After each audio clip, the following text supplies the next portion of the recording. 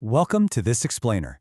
Today, we're taking a trip thousands of years back in time to ancient Mesopotamia to look at one of the most fascinating, bizarre, and frankly, foundational concepts in human history.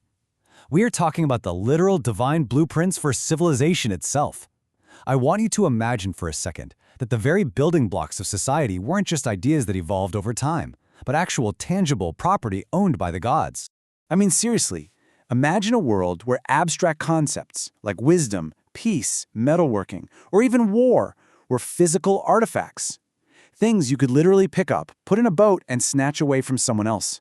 It sounds exactly like the plot of a modern fantasy heist movie, right? But to the ancient Sumerians, this was a core piece of their cultural and religious reality. Okay, let's dive into Section 1, Ancient Blueprints, Civilization's Rules. Because to understand this wild heist, we really have to unpack the prize first.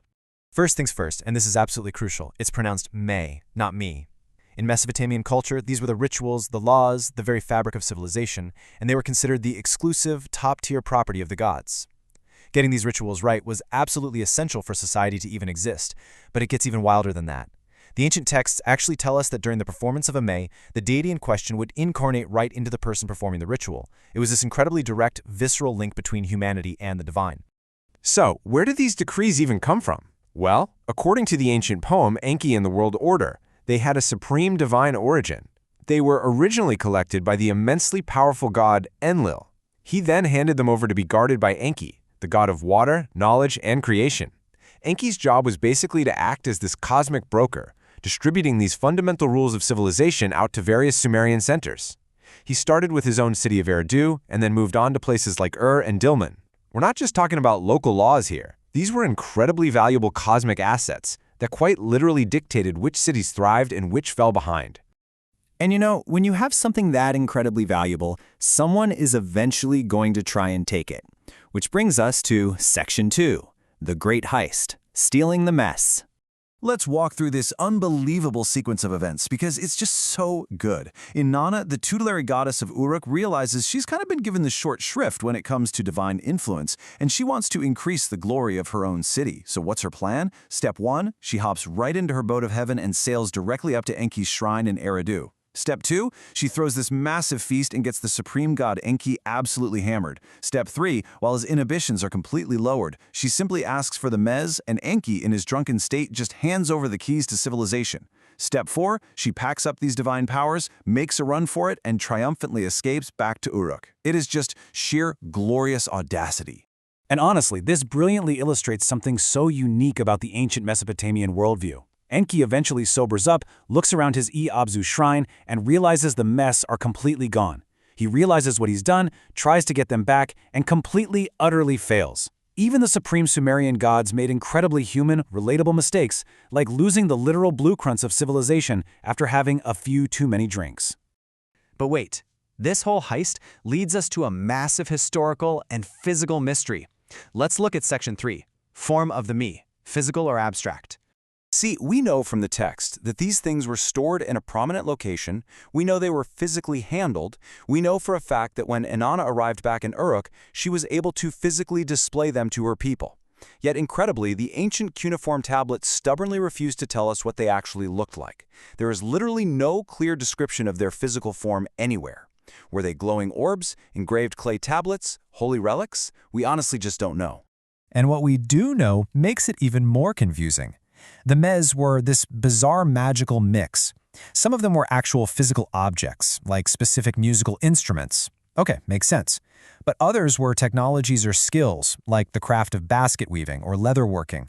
And then some were pure, formless abstractions, like victory or straightforwardness. I mean, think about it. How do you put the abstract concept of victory into a boat? The poem doesn't even bother to clarify how such things can be stored or displayed. They just were. So let's crack open this divine rulebook, shall we? Section 4, the good and bad, divinely decreed. What exactly did Inanna steal that day to bring back to her city? Now what's really interesting here is that number 60. The original myths clearly indicate there were well over 100 of these me's, and the entire list is actually given 4 times across different ancient tablets. But because these clay tablets are so severely fragmented and damaged by the millennia, we only have a little over 60 surviving legible items today. But just look at how comprehensively these items governed every single facet of life. In the royal and priestly category, you've got kingship itself, the royal insignia, and priestly offices like the Divine Lady. Under arts and crafts, we see the very foundations of human progress, scribeship, the art of metalworking, and music. But then you get into the bizarre and mythical. Inanna literally stole the concept of the descent into the netherworld, the concept of the flood, and even specific cult roles. It was the total, unabridged package of existence. But here is where we get thrown a massive philosophical curveball. Not all of the me's are admirable. On one hand, sure, you have truth, peace, wisdom, and the rejoicing of the heart. Beautiful things. But sitting literally right next to them in the exact same divine shipment are falsehood, strife, fear, and get this, the destruction of cities. Inanna didn't just steal the good parts of civilization, she packed up the horrors too. And that brings us to a really profound realization. Section 5, Sumerian Worldview, Inevitable Decrees. To the ancient Sumerians, the bad was just as divinely essential as the good. Evils, sins, suffering, they weren't accidents, they weren't just a glitch in the matrix. They were considered an absolutely inevitable part of the human experience. They were divinely and inscrutably decreed by the highest powers, and they were not to be questioned. Civilization, in their eyes, was a complete package deal. You simply couldn't have the art of metalworking and music without also having the capacity for enmity and terror. They were all just different me's. Which leaves us with this final thought to ponder. We look back at the Sumerians and their divine decrees with a lot of fascination. But when we really look at our own world today with all our technological advancements and our shifting moral frameworks, how different are we really? Does modern society still view the heights of peace and the depth of the destruction of cities as inevitable decrees of the exact same human coin? It's definitely something to think about the next time you see the absolute best and worst of humanity on display. Thank you so much for joining me on this explainer, and keep questioning the blueprints of the world around you.